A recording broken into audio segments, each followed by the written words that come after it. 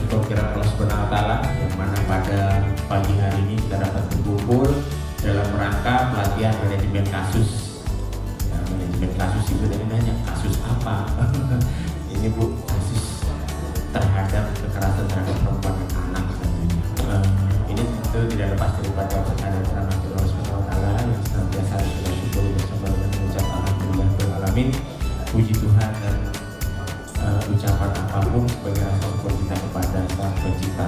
Salam dan salam senantiasa kita haturkan kepada junjungan Nabi besar Muhammad SAW, manusia mulia telah membawa hidayah kepada kita semua, dan tentu mudah-mudahan kita akan mendapatkan syafaat kelak di hari kiamat. Amin ya rabbal alamin. Bapak Ibu yang kami hormati, kenapa sih acara ini kita adakan? Manajemen kasus ini kita adakan karena memang permasalahan kekerasan terhadap perempuan dan anak ini memang masih menjadi isu yang sangat penting, dan ini merupakan pekerjaan rumah buat kita semua, baik itu pemerintah, masyarakat, dan siapapun, karena ini menjadi isu yang sangat berhubungan dengan pembangunan. Karena berbicaranya adalah pembangunan sekarang itu berbicara bukan hanya pembangunan infrastruktur, tapi pembangunan sekarang harus berorientasi pada manusia dulu. Makanya tadi Pak Ustadz Pak Ali mengatakan tahun 2045 tujuan atau cita-cita kita adalah generasi emas. Ini semua tidak akan bisa tercapai kalau kasus kekerasan terhadap perempuan dan anak itu masih tinggi. Kita sudah terbiasa untuk melihat dan memanajemen kasus itu, pasti kita akan melihat. Tidak perlu dia bercerita apabila kita melihat ada perubahan pada anak dan pada perempuan, mungkin kita bisa memancing. Karena kadang tidak semua orang korban kekerasan itu apa namanya, dia pengen cerita, tapi jangan sampai nanti orang diceritakan justru malah menceritakan kepada orang lain, bukan menjadikan solusi, tapi malah menjadikan aib, malah yang itu yang terkadang kita beli. Jadi kebutuhan kepekaan kita ya menanyakan, mungkin apa cerita aja kalau ada sesuatu, mungkin kita harus memancing dulu, terutama terhadap anak-anak di lingkungan kita. Ibu hadirin sekalian yang saya banggakan, tentu pada kesempatan hari ini saya bersama pemerintah Kota Bontang maupun pemerintah Kota Bontang mengucapkan terima kasih dan apresiasi dilaksanakannya pelatihan manajemen kasus. Ya, saya tanya tadi kasus apa? Sebenarnya saya cuma mancing saja. Kasus itu kan banyak, yang sering banyak dan kasus itu yang terjadi ya.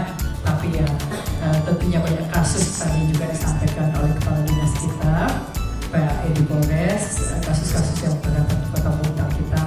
Memang ini kadang-kadang kita tidak boleh ekspos juga ya, karena ini menyangkut privasi anak-anak kita ya.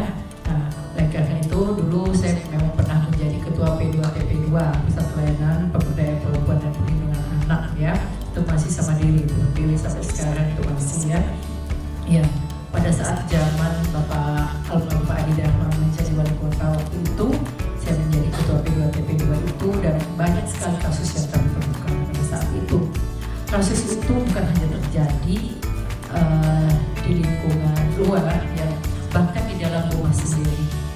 Yang terjadi pada saat itu orang tuanya sendiri, orang tuanya kandungnya sendiri yang memperkosa anaknya sendiri ya. Ini yang terjadi juga. Bahkan anak itu mungkin udah kuliah sekarang, misalnya data saya tidak sebutkan juga siapa dari mana itu terjadi, berdua beradik lagi waktu itu, dan orang tuanya waktu itu kita dampingi akhirnya dapat hukuman 12 tahun penjara waktu itu. Dan di situ juga beban saya sebagai ketua P2TP2 dan sebagai ketua PKK maupun istri wali kota pada saat itu, bagaimana saya melihat kondisi keadaan keluarganya yang memang sebenarnya mata pencaharian itu adalah dari orang tuanya, bapaknya ya. Terjadilah hal itu yaitu memang mengakibatkan, saya tidak tahu apakah bapaknya itu mabuk atau bagaimana ya, sehingga tapi kalaupun mabuk itu mungkin hanya sekali ya terjadi ya.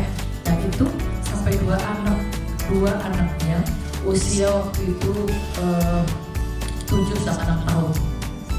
Itu dua anaknya perempuan itu yang dilakukannya pencabulan ya. Nah dan terjadi itu, bayangkan anak sekecil itu waktu itu apa? Karena ibunya tidak di rumah, lagi kerja, bukan bekerja, mengerjakan kerjaan rumah di luar rumah.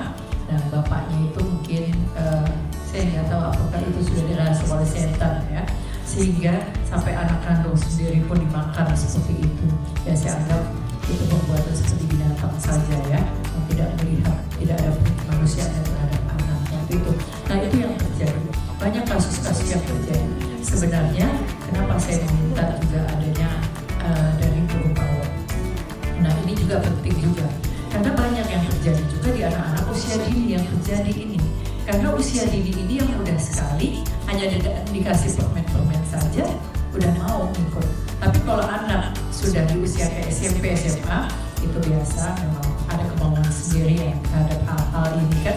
Karena sudah mengerti, saya rasa kalau SMP, SMA udah mengerti lah tentang hubungan seks itu. Tapi anak usia dini yang masih TK, yang masih di PAUD itu perlu. Makanya saya pada saat itu saya sering memberikan semacam kepada orang tuanya. Kadang-kadang saya ke sekolah waktu itu, saya ketemu dengan wali murid. Karena kita tidak bisa juga membebankan, kita harus berikan pelatihan pada guru. Karena guru ini terbatas waktunya, hanya beberapa jam di sekolah. Yang utama adalah orang tuanya di rumah. Pada saat dia, mungkin kalau guru pada Senin, Selasa, Rabu, Kamis, Jumat saja. Sabtu Minggu dia berada di rumah dengan orang tuanya. Dan waktunya juga lebih banyak pada orang tuanya. Ini juga pendidikan pelatihan harus juga diberikan Pak Edi kepada wali muridnya sebenarnya juga. Yang di samping guru juga kita berikan pelatihan ini, tapi yang terpenting juga adalah wali murid. Tapi dengan begini mungkin nanti wali murid juga akan memberikan pelatihan kepada wali murid yang ada ya. Mungkin pada saat dikumpulkan suatu saat untuk wali murid yang ada, ya diberikanlah apa yang didapat nanti ilmu yang di sini itu bisa disampaikan kembali kepada seluruh wali murid yang ada. Kan jam 17 kan? Baik Bapak Ibu hadirin sekalian saya hormati, narasumber terima kasih ya sudah datang kepada kita, ketemu ya.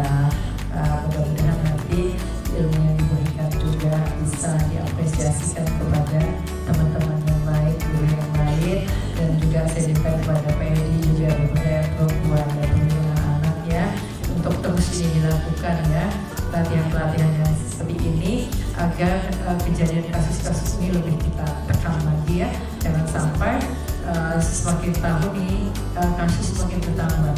Harus kita tekan bagaimana kasus ini jangan terjadi. Kita harapkan jangan terjadi ya, tapi itu kadang-kadang juga kita tidak bisa menghindari dari kota kita, dari ratusan ribu penduduk kita yang ada ya. Itu ya, paling tidak kita bisa tekan kasus yang ada di kota kita ini bisa memperkecil lah ya.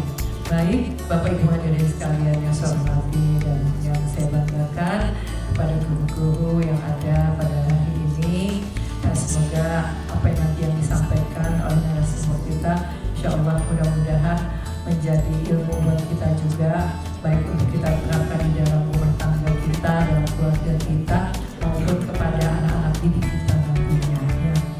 Atas rahmat dan ridho dari Allah Subhanahu wa Ta'ala, dengan mengucap Bismillahirrahmanirrahim.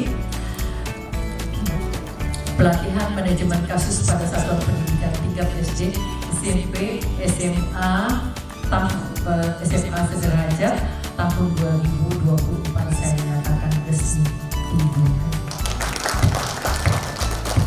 Semoga apa yang kita laksanakan senantiasa mendapatkan petunjuk dan ridho dari Allah Subhanahu wa Ta'ala.